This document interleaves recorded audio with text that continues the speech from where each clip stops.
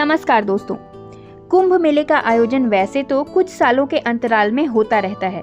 जैसे प्रत्येक 3 साल में लगने वाले मेले को कुंभ के नाम से जाना जाता है।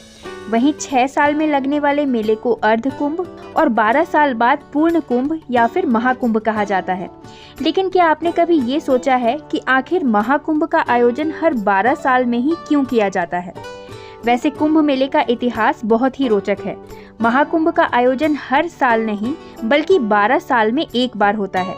12 सालों में कुंभ मेले का आयोजन देश में 4 जगहों पर किया जाता है, जिसमें हरिद्वार, प्रयागराज, नासिक और उज्जैन शामिल हैं। ऐसा नहीं है कि महाकुंभ मेला कहीं भी आयोजित हो जाएगा। पिछली बार प्रयागराज में महाकुंभ का आयोजन साल 2013 में किया गया था, जिसके बाद अब साल 2025 में महाकुंभ का आयोजन किया जाएगा।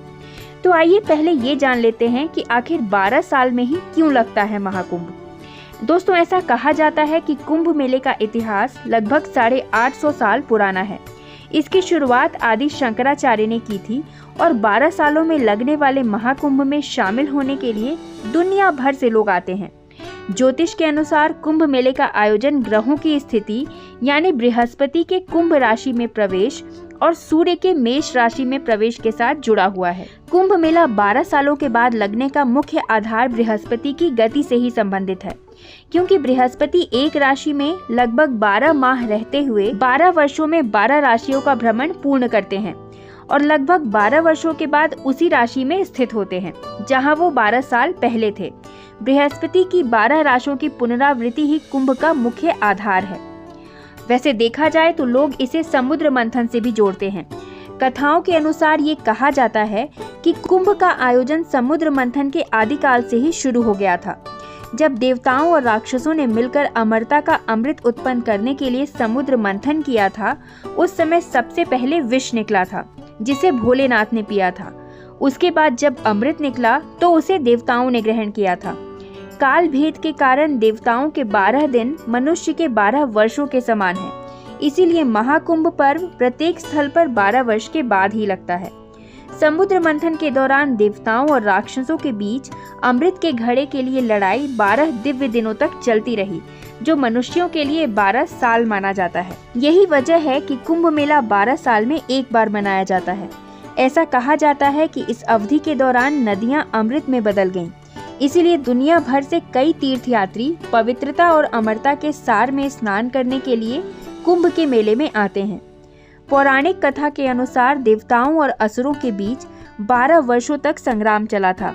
इस संग्राम में 12 स्थानों पर अमृत की बूंदें गिरी, जिनमें से 8 जगह देवलोक और 4 जगह पृथ्वी पर गिरी।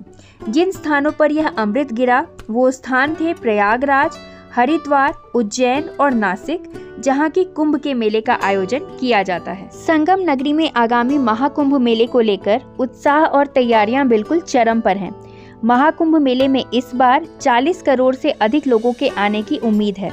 वैसे तो प्रयागराज में हर साल माघ मेला लगता है, लेकिन अर्ध कुंभ और महाकुंभ मेले की धार्मिक महत्ता और क्रेज कुछ खास ही है। अर्ध कुंभ हर 6 साल पर और महाकुंभ 12 सालों पर लगता है। साल 2025 में महाकुंभ का आयोजन उत्तर प्रदेश के पवित्र शहर प्रयागराज में होने जा रहा है।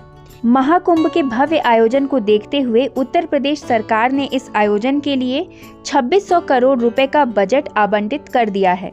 लगभग 40 करोड़ लोगों के इस महाकुंभ में शामिल होने की संभावना है, जिसके लिए सुरक्षा, यातायात और भीड़ प्रबंधन पर विशेष ध्यान दिया जा रहा है।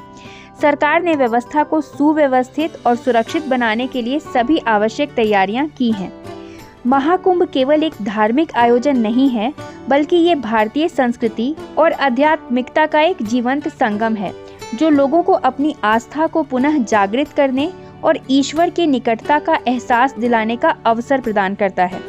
प्रयागराज में महाकुंभ 2025 का ये आयोजन सभी श्रद्धालुओं के लिए एक अविस्मरणीय अनुभव बनने जा रहा है, जो आस्था, एकता और श्रद्धा के इस अद्वितीय पर्व में भाग लेकर आत्मिक शांति का अनुभव करेंगे। देश के 4 शहरों में आयोजित होने वाला कुंभ मेला दुनिया का सबसे बड़ा धार्मिक आयोजन कहा जाता है।